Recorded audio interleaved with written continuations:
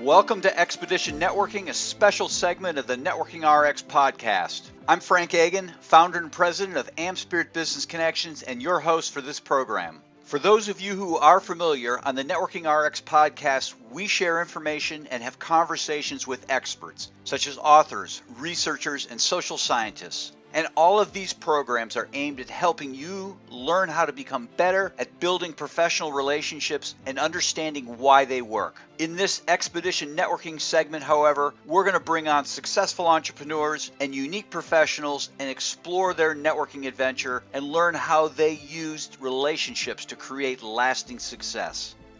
Today on Expedition Networking, we have Dan Goodwin. Dan brings his skills to business and advises everyone to think like an investigator. Before he was bitten by what we'll call the entrepreneurial bug, Dan finished 19 years at a Fortune 100 company where he served as the regional security manager. While there, he conducted internal investigations, including fraud, theft, human resources issues. And then after Dan left corporate America, he started several businesses, including security consulting, real estate coaching, and mentoring. In his current business, Dan uses his investigative background to assist business owners and corporate management teams in researching and obtaining information to move their businesses forward. He's got a unique approach to researching, engaging, and investigating that certainly have served him well and certainly can serve his clients well. Dan, welcome to the program. Well, thank you, Frank, and thanks for having me on. It's been, I'm looking forward to our conversation today. All right. Well, it should be easy because this is just about you and how you, I don't know how much you can really reveal about your days in the Fortune 100 and without having to kill me, I should say, but yeah, it's the top secrets, but I don't think I'll have to eliminate you today, Frank. You're good. You're good. Well, good. I appreciate that. Well, I mean, you have a similar story to a lot of people that I talk to, and I think a lot of people are out there. A lot of people coming out of college, you look for that job in the big company, and you feel like you've landed, and you really kind of move through the ranks rather quickly. And then at one point you're like, okay, I think I know, not that I know everything, but it's not as fun as it once was. And now you want to kind of branch out and do some different things. That's how I kind of, in hearing your story, you like the variety of working with small businesses. Is it fair? Or? I did. And yeah. And my career path wasn't very intentional or logically laid out. I was a little lost when I was 20 years old and 21, 22. So long story short, my dad worked at, and I can say the company because technically they don't exist anymore. It's Sprint. It's now T-Mobile. So I worked for the local telephone division I started in the mailroom, actually, Frank. So I always ask people, have you ever seen the movie Secret of My Success, Michael J. Fox? And I didn't, claim an empty office and create a vice president title for myself, but I did work up into the security group and became a security assistant and then an investigator, and then finished out my career as a regional security manager, one of 5, and I was responsible for 5 states in the Midwest here. So yeah, one of the thing that you mentioned as the transition piece from corporate to entrepreneur. Wow. That is one thing I wish I would have taken more time to research before I pulled the trigger and made the jump. I thought I was prepared. I was burnt out with what I was working on at Sprint. There wasn't a lot of variety when you're dealing with human issues for people, but it has turned out well. And I've been able to parlay those skill sets into entrepreneurship. Well, I think at least from my standpoint, I worked in a big firm, and there is networking in a big firm. You need to know different people to get things done, but it's not client acquisition networking. It's who do you need to know to get a good computer? I think the word you're looking for is politics. Yeah, well, yeah, it is. Thank you. Yeah. I mean, you depend on people differently, and Yes. that's and you've obviously had to grow this thing now with this entrepreneurial very differently, very right, very differently. Right. My story is, Frank, back in 2007. So we're going on 14 years of being gone from the corporate environment. I was so burnt out with dealing with people and their bad judgment calls and their bad decisions and their life situations that my wife and I decided we'd like to go into real estate investing. And so, again, the timing was impeccable in March of 2007 as the market crashed and burned around us. But we pivoted and we created a team that dealt with people. I don't mean to interrupt, but you laugh. And I know lots of people who are looking to jump into real estate right now because it's hot. And yeah, I'm kind of like, pump the brakes, This story has been told, and it's not that old.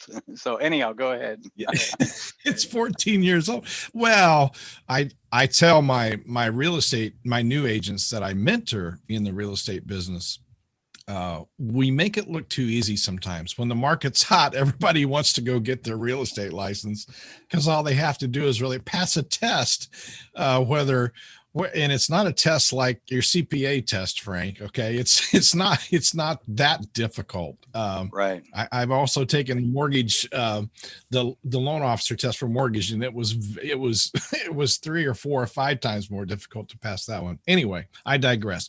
So, as we move forward, when I left in 2007, I didn't care if I ever dealt with another, bad issue, but here's what I found out. Small business owners and medium-sized corporations typically don't have a dedicated investigative person. Sometimes they'll have a dedicated HR person that will fulfill or try to fulfill that function. And some small businesses don't even have an attorney on retainer that they can go get advice or ask questions. So I was getting calls after I left Sprint from these small business owners saying, I have this employee issue. He or she's been accused of theft.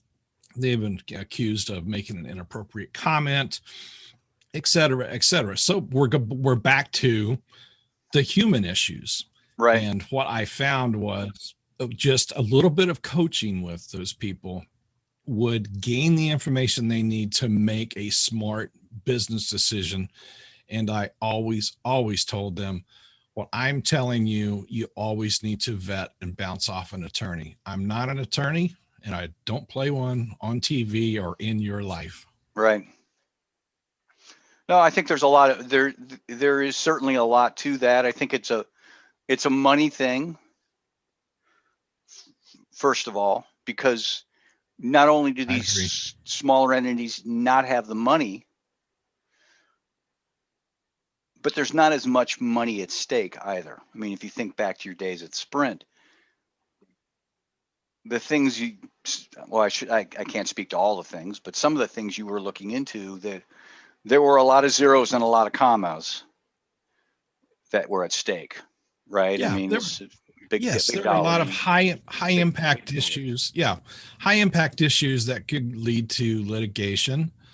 And to be honest, there were some issues that never saw the light of day. There were some major issues, but the PR piece of that prevented any of that from going public. So, I mean, it really was politics versus networking relationships that you mentioned at the top of the program. Yeah, no, I'm sure. I'm sure. When did you realize that this networking thing or this relationship thing was When you're working in the mailroom, I think there's probably a little bit of a relationship thing in there, but you're just trying to get the next rung on Michael J. Fox's ladder, or the next little piece of his game plan to work for you. Exactly. So yes, so I'm a pretty outgoing guy, and yes, I made great connections, great relationships within. I was in the mailroom 13 months before I got out of the mailroom, and yeah, it was important to me. And I had I give credit to one of my mentors, one of my bosses that came into my life, and he really taught me how to navigate the political aspects of our job as I got into as an investigator, and then as I became a regional security manager, it became even more important. I was one of the few managers, Frank, that could pick up the phone and call a VP directly and say, I need to get on your calendar to talk about X or this employee and that employee. And surprisingly, or not surprisingly, I got return calls pretty quick because when somebody from the investigations group called, it became a priority. Well, yeah, again, there are zeros and commas involved. And I think that matters. That matters. And but that's the difference between corporate America and not non-for-profit, but small business America. Those are the differences. The skills I learned, Frank, from that mentor in the corporate and navigating the politics of a bureaucracy of a large corporation served me well when I made the jump. And within just a few months, I had joined a business networking club and really started cutting my teeth to realize that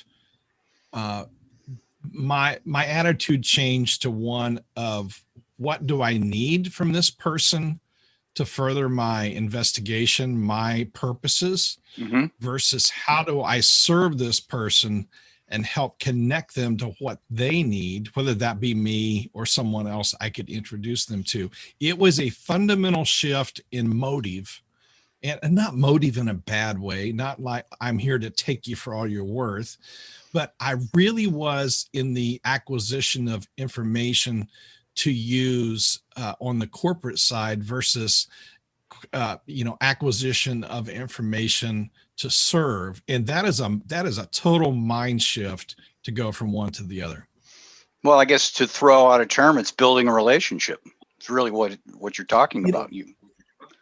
It is relationships. In the corporate environment, those managers, directors, VPs basically were forced to have a relationship with me, whether they liked me personally or not. When you move into entrepreneurship, you need to be likable. People need to know, like, and trust you. And that creates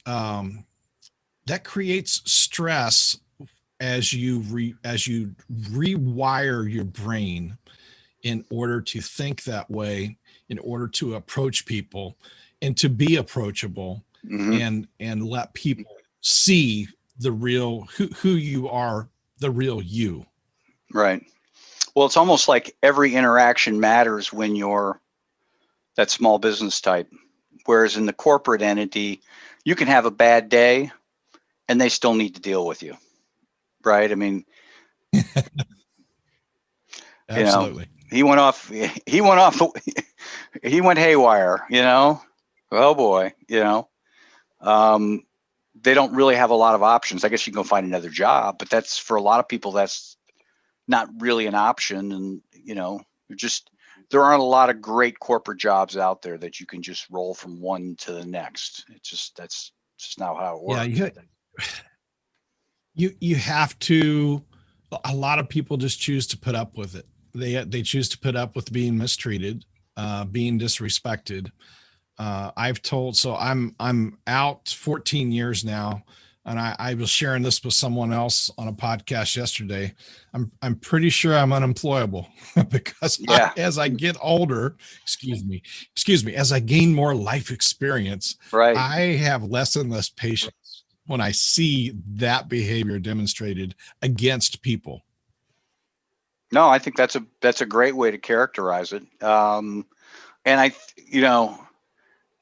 I look at it that you're unemployable because I say the same thing about me, but I look at it from the standpoint of who would want to have me, because I'm not going to sit by and just allow somebody to be mistreated.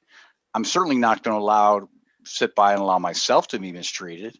But when you're that young 20, young 30 something, maybe with a family, certainly with a house, a car payment, student loans, your margin for error is a whole lot thinner. And so you just need to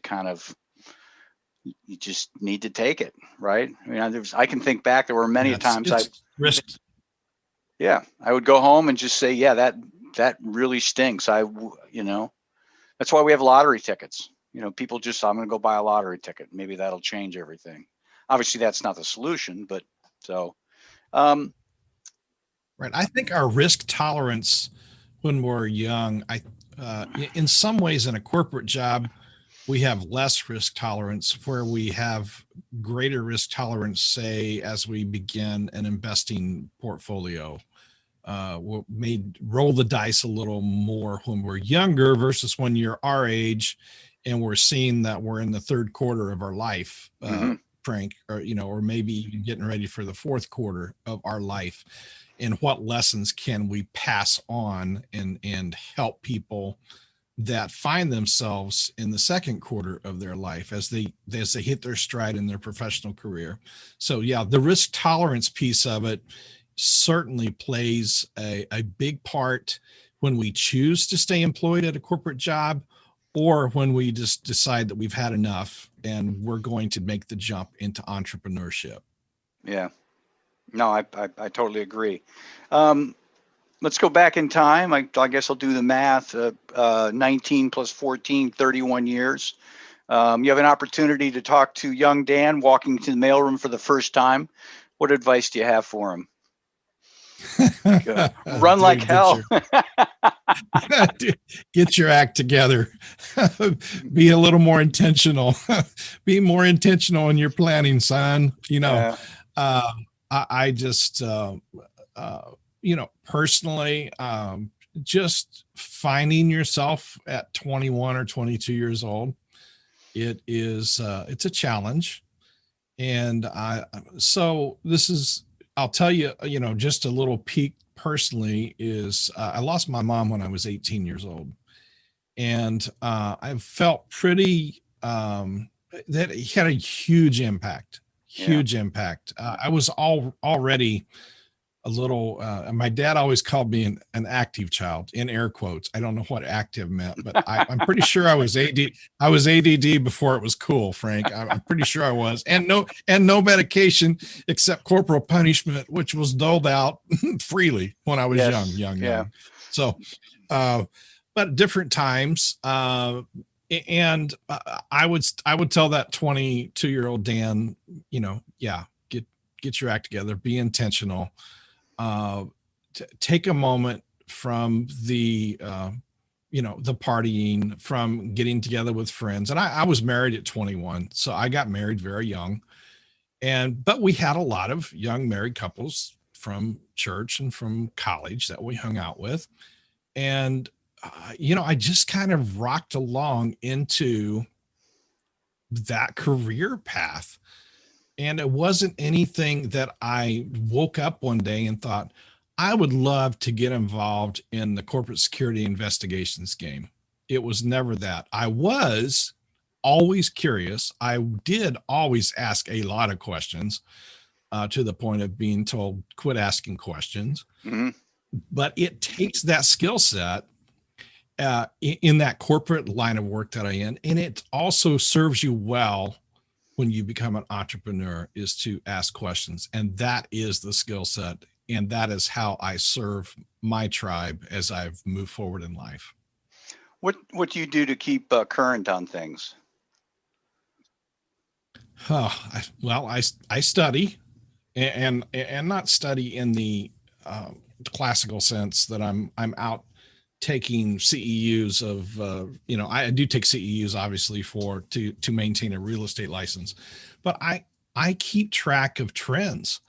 I keep track of what technology has done to human thinking. I read books. The latest book I read related to investigations is called Snakes in Suits. And it's when psychopaths go to work. It's a book that I wish I'd have had 25 years ago when I was still involved in a corporate environment. It would have made my life a lot. It would have brought clarity to some of the cases that I worked back then. Gotcha. Let's shift gears. Let's talk about CYA Consulting. I guess give us a nickel tour of what it is, what you do, and how. Sure. Well, certainly how people can help you, and then how can they get a hold of you? Sure. So CYA Consulting, I've always been a little bit of a smart astronaut, and CYA in this case stands for Cover Your Assets. I know maybe your listeners have heard it differently in their neck of the woods, but it is Cover Your Assets. And I have a second A in parentheses, and that stands for in advance. It's always better to invest time on the front end of something and do planning, continuity planning and catastrophe planning on the back end of, before it even happens. So CYA Consulting, there's two parts to my business. There's the proactive and the reactive. The proactive deals helping coach people start up that may be looking at an encore career, or we call it, second chance or golden parachute. If they're like me, they took a buyout, they volunteered to be paroled, right? So that's the proactive piece of it. And then the consultant, that's really a coaching role. The consulting role is to respond to a specific issue or challenge that people are going through. So, and there's really two parts to that. My preference, my sweet spot is to help people in scale up mode. So, Frank, you've been around, you've seen business plans, you've seen reports. The people that can get you to the 2 million revenue mark, it may not be the ones to get you to 5, 10, or 20 million. Right. And my specialty is to work with people to revet their people and their talent as they get ready to bring additional people on. So that's, but I will tell you this, reactive mode is a significant more investment than proactive mode. just putting it out there. Yeah, well, I'm sure it's, as some of the listeners know, I used to be an attorney, and I when I was not working for a big firm, but in private practice, I had a couple clients that had, they were stuck in some reactive stuff and lost a lot of money. And Yeah. looking back, it was all very evident and all very preventable. But nobody had a vision on all the little dots, but they all connected once you started to look at them. It's like, oh my gosh, this is, it was sad. It was, ultimately it was fixed, but, what are you going to do? So, best way to get a hold of you. Best way to get a hold of me is on LinkedIn. I live and breathe LinkedIn every day. Frank, it's how we met. It's where people go. It's how we met. That's where, yeah, exactly. That's where business gets done. It's interesting. I had a conversation via LinkedIn this morning on messaging from a younger guy, and he was telling me, tell me what you do. And I'm like, here's my calendar link, and choose a time that works for you. Right. And he wanting to continue the conversation on LinkedIn. I was like, This isn't my SOP. Facebook is a cocktail party. LinkedIn is where people go to vet you professionally before they even choose to engage with you. That's been my experience. That's been my client's experience. Yeah. Now, I don't know if the younger generation, and I've got 2 millennial kids. I don't know if they subscribe to that, but this is my SOP at this point in time, and it has served me well as far as clients, as far as being able to impact and help people.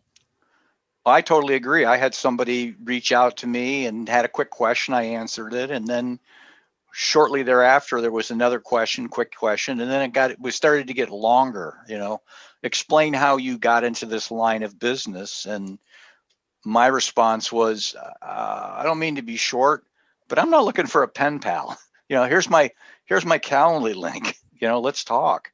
Because what you're asking me to write all this stuff out, and that just takes a lot of time to think that through. Right.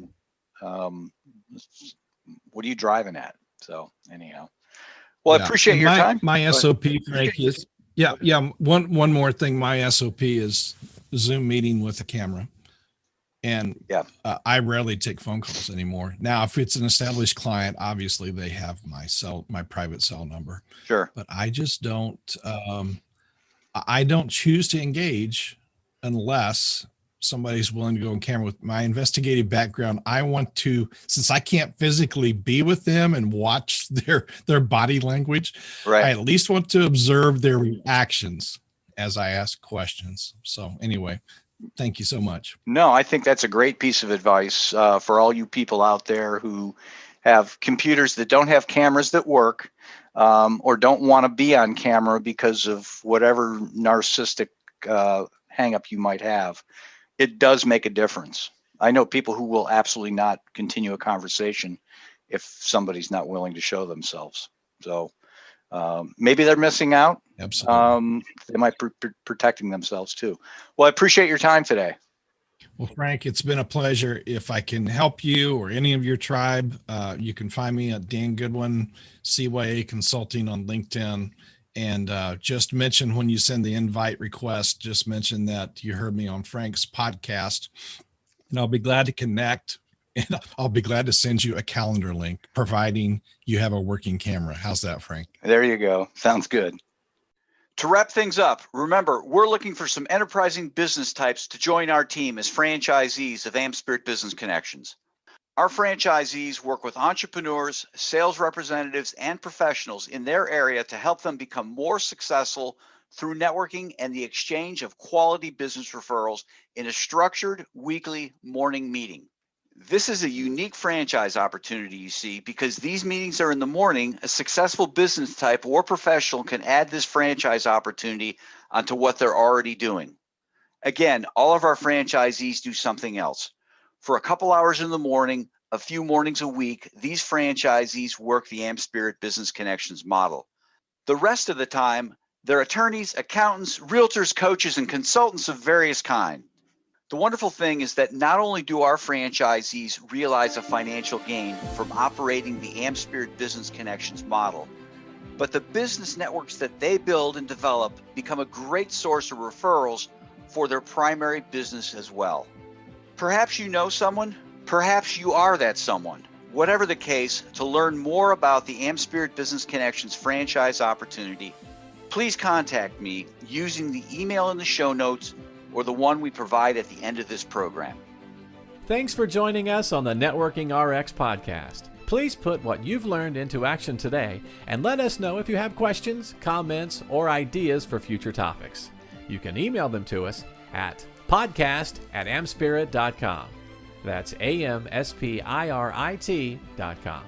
Finally, so you never miss an episode, be sure to subscribe to the Networking RX podcast through iTunes, Overcast, or however you receive your podcasts. Now get out and network with someone. The Networking RX podcast is the copyright production of AmSpirit Business Connection. All rights reserved.